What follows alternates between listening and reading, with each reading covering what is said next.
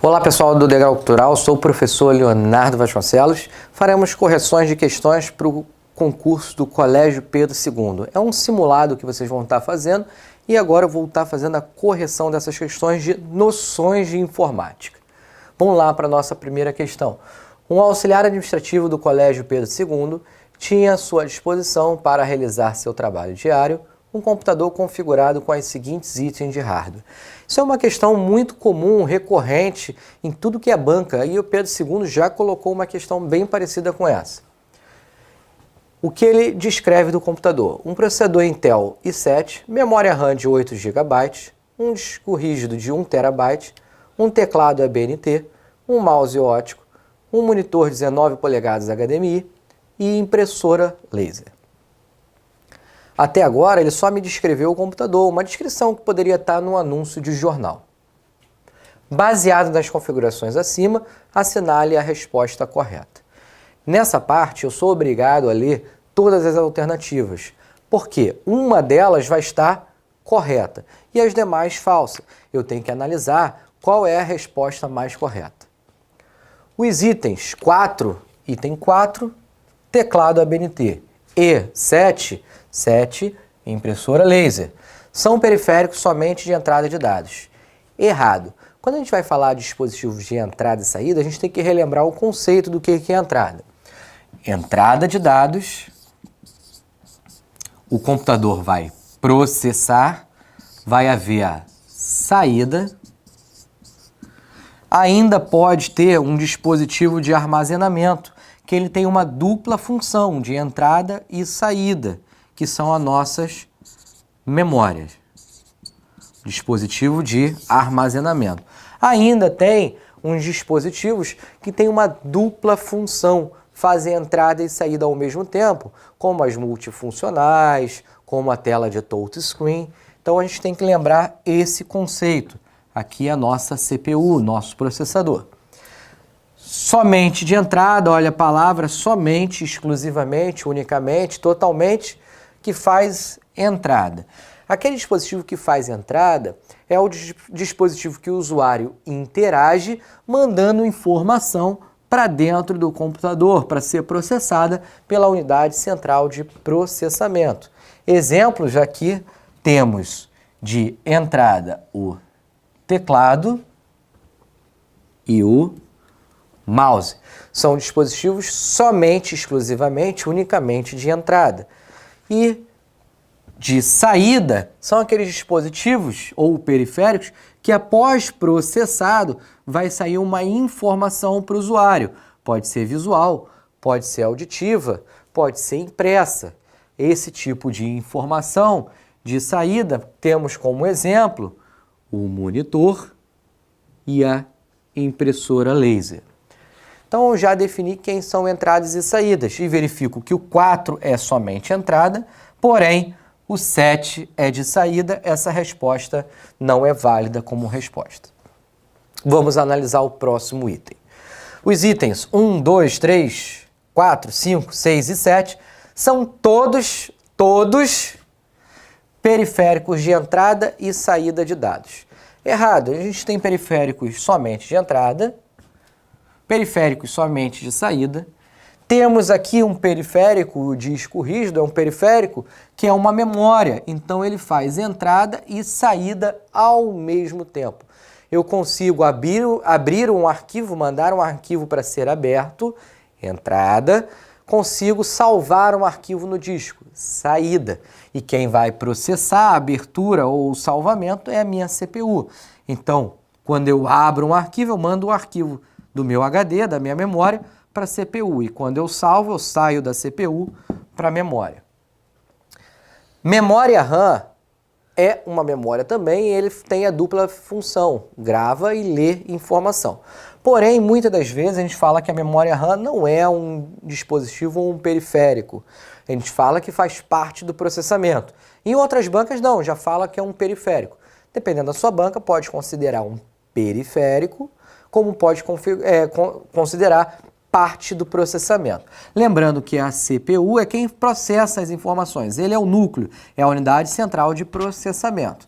Só que junto com a CPU, para isso funcionar, temos a memória cache e a memória RAM, que vão auxiliar o processamento de dados.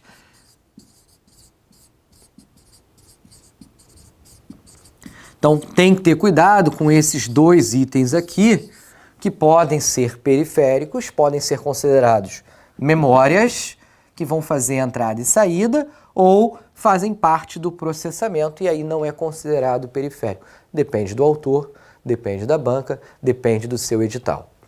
Nesse caso, a gente já pode anular a questão, independente disso, devido às outras que não são todos de entrada e saída ao mesmo tempo.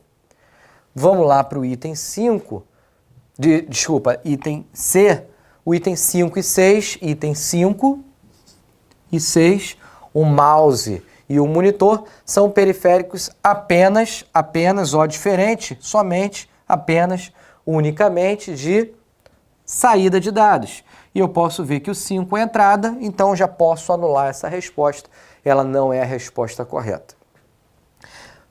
Já posso marcar D sem ler, mas logicamente vamos ler e analisar o item. Os itens 4 e 5, 4 e 5, 4 é o teclado, 5 é o mouse, são periféricos somente de entrada de dados. Está correta a afirmativa até aí. E os itens 6 e o item 7, o item 7 é a impressora laser, são periféricos somente de saída. Totalmente correto. O item 6 e 7 são periféricos dispositivos somente de saída. Com isso, eu posso marcar tranquilamente a letra D, delta, e ser feliz no meu concurso. Ser aprovado e gabaritar uma questão bem simples. Lembre de estudar o conceito de dispositivos de entrada, saída, armazenamento, que fazem entrada e saída, além dos periféricos que têm dupla função, e a nossa CPU. Isso está dentro do seu edital, pode estar caindo em concurso. Vamos para a próxima questão. Acerca de operações sobre arquivos e pastas no sistema operacional Windows 7, considere as seguintes assertivas. Somente o administrador do sistema operacional pode renomear qualquer arquivo do computador. Cuidado com essa palavra aqui, ó. Somente, apenas, unicamente, exclusivamente. Normalmente, na prova de informática, elas anulam as assertivas, anulam as respostas. Então, quando a gente fala que somente o administrador do sistema pode renomear qualquer arquivo, está incorreto, porque o usuário que criou o arquivo, ele pode renomear seu próprio arquivo. Não somente o administrador pode renomear qualquer arquivo. Outro usuário também pode fazer isso. Então, essa primeira assertiva está falso, está incorreto. Vamos para a segunda assertiva. O nome meu 13, hashtag, arquivo, exclamação, 2017.txt é um nome válido para ser atribuído a um arquivo ou a uma pasta. Tá estranho aquilo ali, né? Mas eu vou dizer para você que isso aqui está correto. Professor, como você me diz que um usuário botou esse nome de arquivo? Tá errado, não pode? Não. Pior de tudo que está correto. Vamos lembrar um conceito? Eu não posso ter no nome de arquivo ou de pasta o bonequinho. Vocês lembram das aulas? Vamos lembrar o que é o bonequinho. O bonequinho ele tem um cabelo, ele tem um olho, ele tem uma boca, ele tem um corpo com braços, pernas e ele tem um sexo indefinido. Esse é o bonequinho do não posso colocar no arquivo nem numa pasta esses caracteres. São 9 caracteres que eu não posso utilizar. A contrabarra, pipe, a barra, o 2 pontos, o asterisco, o sinal de interrogação, o aspas, o sinal de menor, o sinal de maior.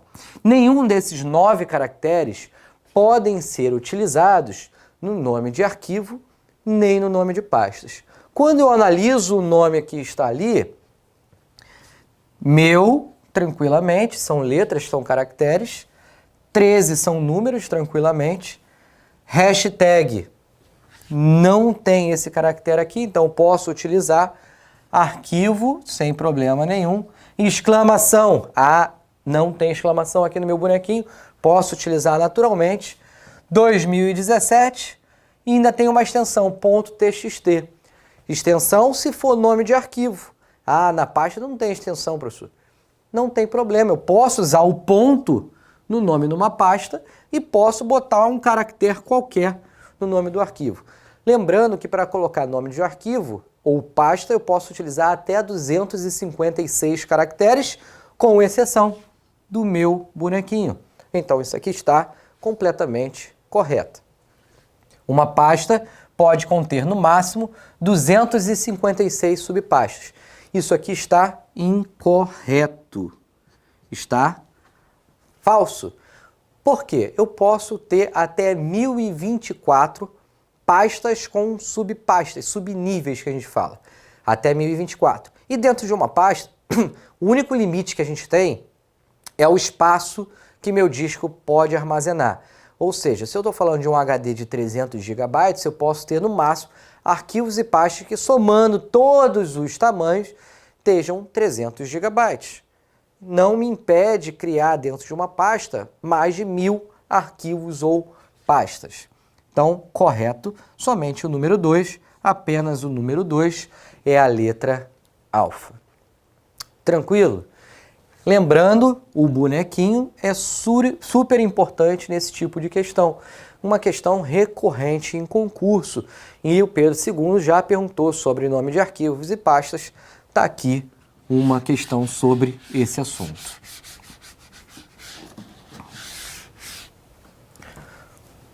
Vamos para a próxima questão, questão número 33. Considerando o sistema operacional Windows 7, instalação padrão Português Brasil, a combinação de teclas que possibilita bloquear a conta do usuário para retornar em outro momento é: observação, a utilização do caractere mais é apenas para a interpretação, ou seja, não está utilizando mais como tecla, e sim para dizer que está adicionando uma tecla mais a outra tecla. Então, para bloquear a conta de usuário, esse bloquear que ele está dizendo é no momento da utilização. O usuário está utilizando, precisou ir no banheiro, por exemplo, e vai retornar logo para continuar utilizando. Bloquear do inglês vem da palavra lock, L-O-C-K, que significa cadeado, fechar, lacrar, bloquear. Então a tecla de atalho no Windows geralmente começa com a tecla Ctrl mais a primeira letra do inglês. Professor, mas não tem, então posso marcar a letra A? Não. Como se fala especificamente do sistema operacional Windows, geralmente é isso, mas nem sempre. Nesse caso, a tecla de atalho ele vai utilizar a tecla do sistema operacional, também conhecido como tecla Windows. Professor, aonde fica essa tecla? Se você olhar ali do lado da barra de espaço, entre o Ctrl e o Alt, você vai encontrar do lado esquerdo do seu teclado embaixo a tecla Windows, mais a letra L. Então a resposta correta nesse caso é a letra Charlie. Cuidado para não confundir. No sistema operacional Windows é Windows mais L. O Ctrl L vai ter outra função em outros programas. Vamos passar para a próxima análise de questão, questão número 34, acerca dos aplicativos do pacote Office Analyze. Agora está falando do Microsoft Office, como poderia estar falando também do LibreOffice. Ele não disse qual aplicativo até então, porém, nas afirmativas, ele vai te dizer o que ele quer. Pontinho, pontinho, exibe, edita, cria apresentações da Microsoft. Então está falando de programa da Microsoft para exibir, editar ou criar apresentações. Fácil, tranquilo. O programa para criar apresentações é o PowerPoint. Outra alternativa, deixa eu escrever aqui, PowerPoint. A outra afirmação, pontinho, pontinho, exibe, edita ou cria planilhas da Microsoft. Quando a gente fala de planilhas ou planilhas eletrônicas, a gente está falando do Excel. Olhando para a alternativa, a resposta correta é a letra delta, Microsoft PowerPoint, criar apresentações, e o Excel para criar, editar e exibir planilhas eletrônicas.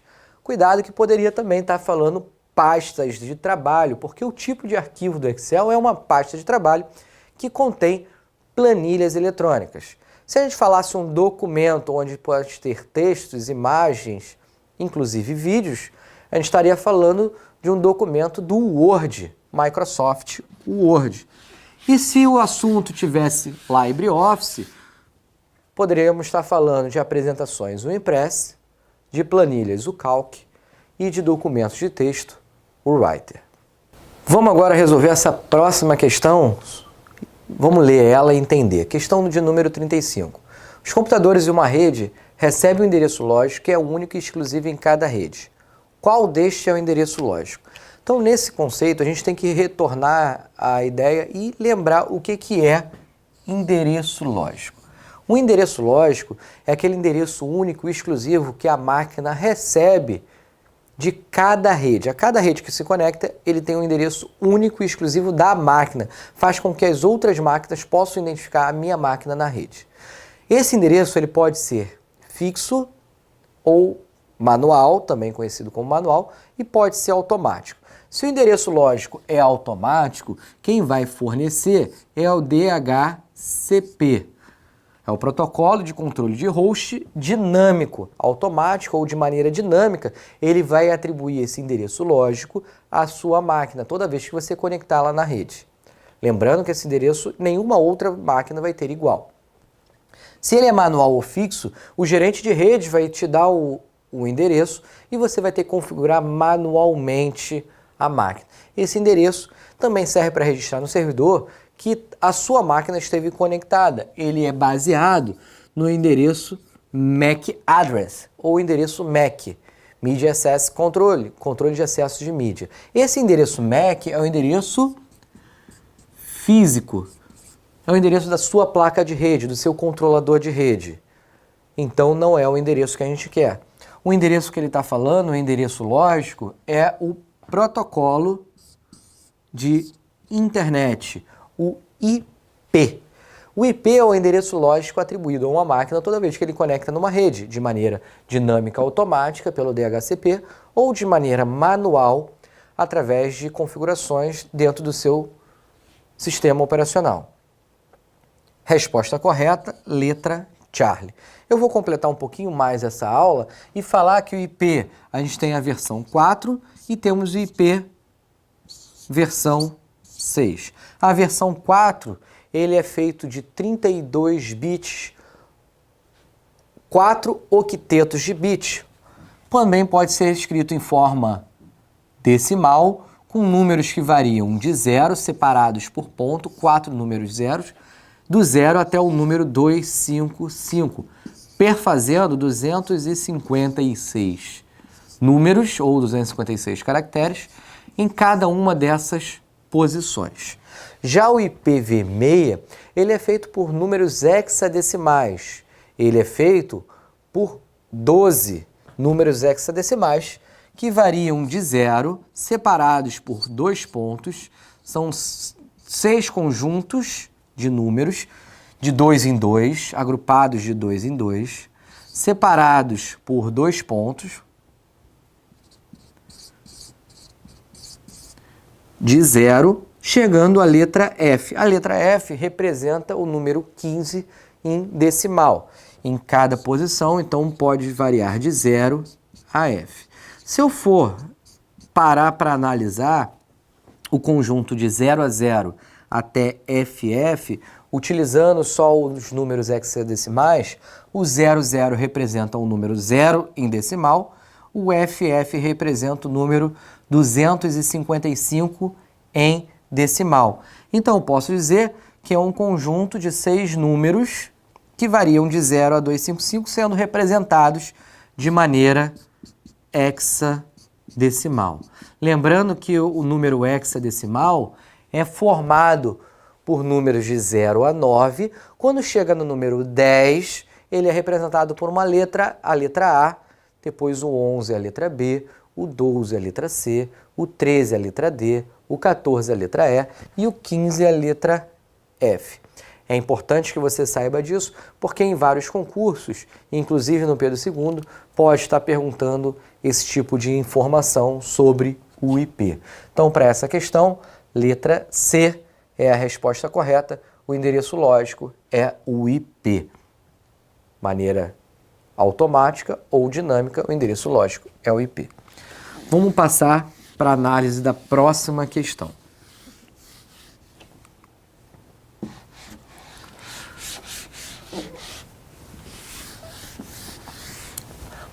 Para essa próxima questão, número 36, vamos ler e analisar.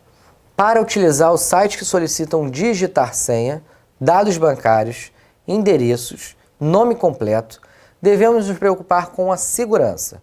Qual dos protocolos transmitem dados criptografados, tornando a informação mais segura? Então, a gente, nesse assunto, temos que lembrar de rede e os protocolos utilizados para a transmissão de dados.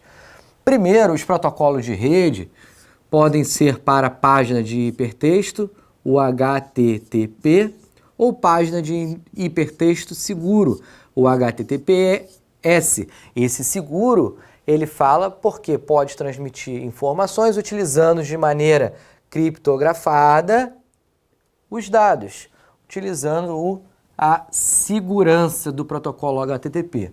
Com isso, eu poderia já marcar a letra B, o Bravo. Outro protocolo que eu tenho que analisar é o FTP, o próximo que aparece na questão. File Transfer Protocolo. Protocolo de transferência de arquivo. E quando eu falo de transferência de arquivo, a gente tem que lembrar da palavra upload e a palavra download. A palavra upload é quando eu estou transferindo um arquivo da minha máquina para uma máquina remota. É quando eu estou enviando um arquivo, quando eu estou subindo um arquivo. E o download é quando eu estou trazendo um arquivo de uma máquina remota para minha máquina, quando eu estou descendo um arquivo, quando eu estou baixando. Então, o protocolo FTP é responsável por envio do arquivo, upload, e pelo recebimento de arquivo, download. Levantar, subir, upload. Descer, baixar, download. E o protocolo, não existe essa palavra security para protocolos. Então, a resposta correta, como eu havia falado, é o HTTPS, é o protocolo de transferência de hipertexto seguro por utilizar criptografias, tornando mais seguro a transmissão de dados. Criptografia essa do tipo SSL ou criptografia do tipo TTL. Vamos para a próxima questão. Questão de número 37. Um usuário de computador enviou uma foto do seu computador para um site, servidor web. O processo feito por esse usuário foi exatamente o que eu falei agora há pouco. Enviou uma foto do computador para um site.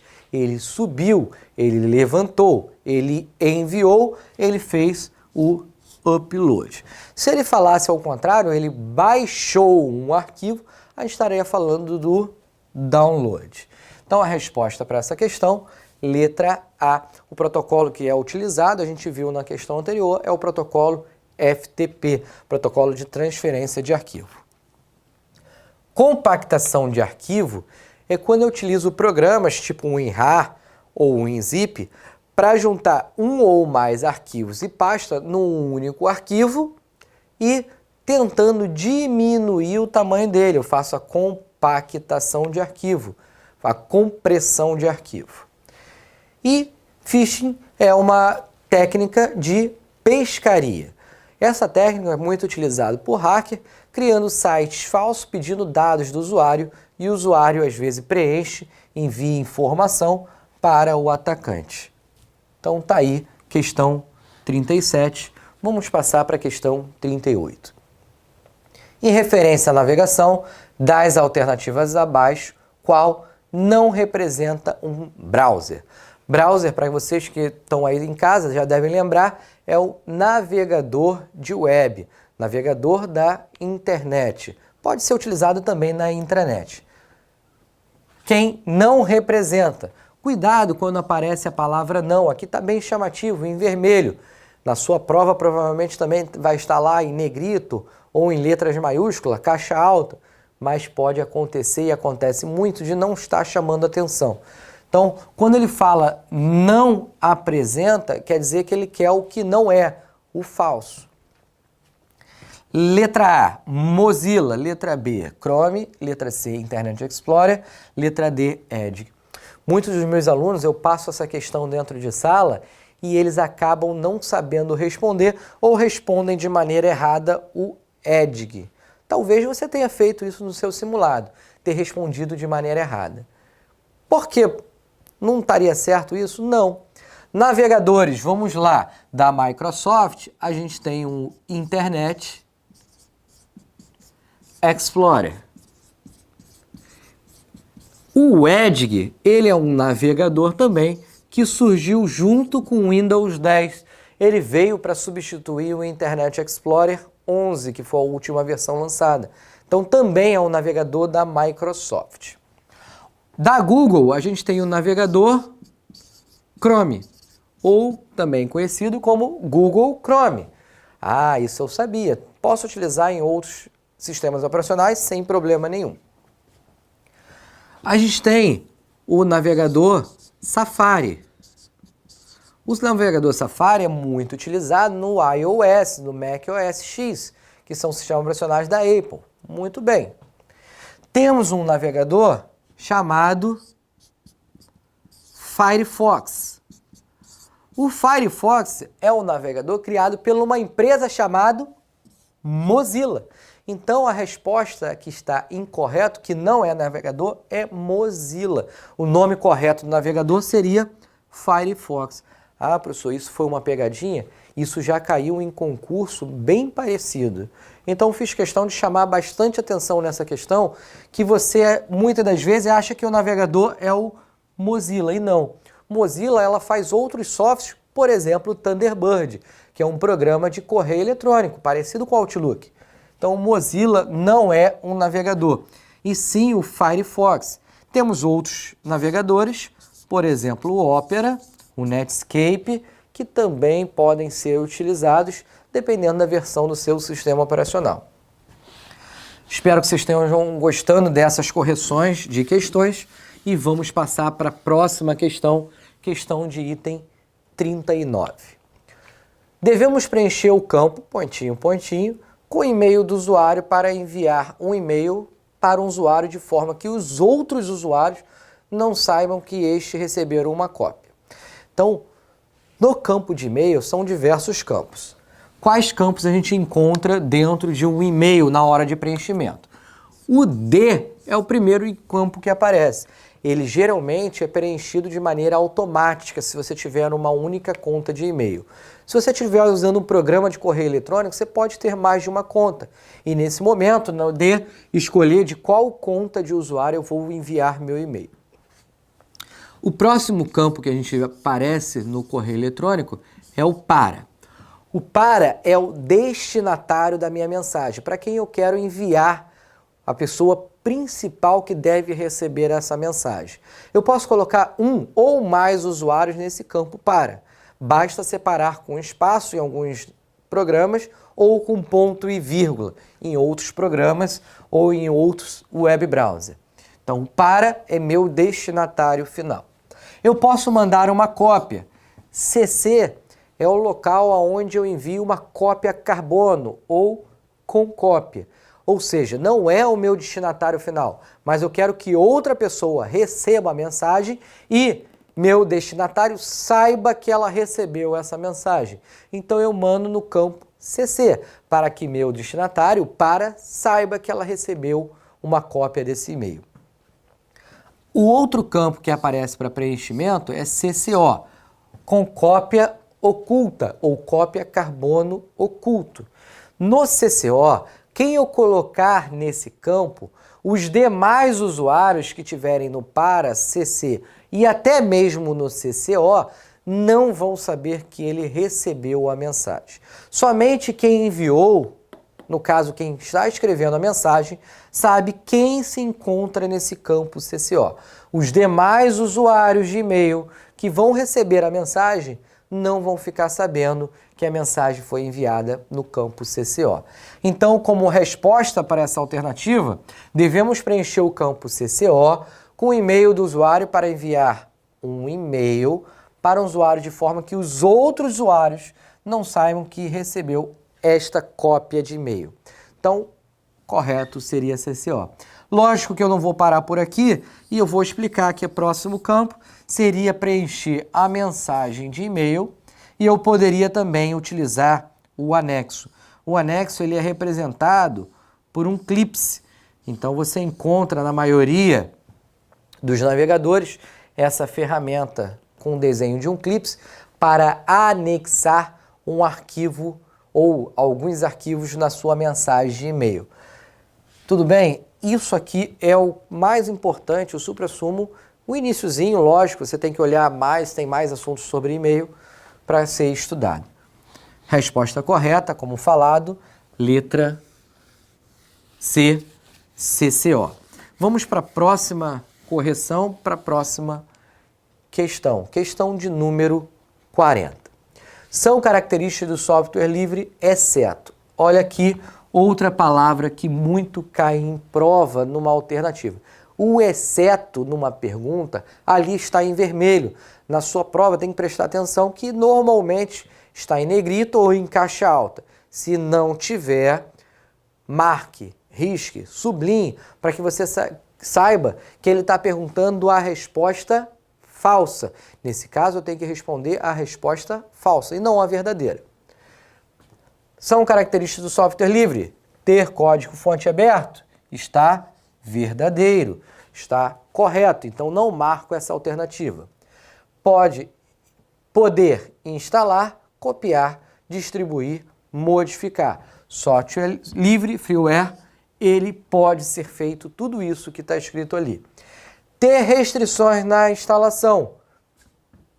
Falso. Eu posso instalar quantas vezes eu quiser, em quantos computadores eu quiser, posso distribuir para que outras pessoas instalem sem problema nenhum. É essa que eu deveria marcar, que eu vou marcar como alternativa correta. E letra D, poder ser usado para estudo. Como eu falei, eu posso instalar, copiar, distribuir, modificar. Eu posso pegar o código-fonte, estudar esse programa e fazer o que eu quiser com ele. É um software livre. Letra correta, letra C. Charlie. Pessoal, por aqui a gente encerra a correção do seu simulado. Espero que vocês tenham gostado dessas questões e se preparem mais para o concurso. O concurso está chegando, está logo aí. Até um próximo encontro.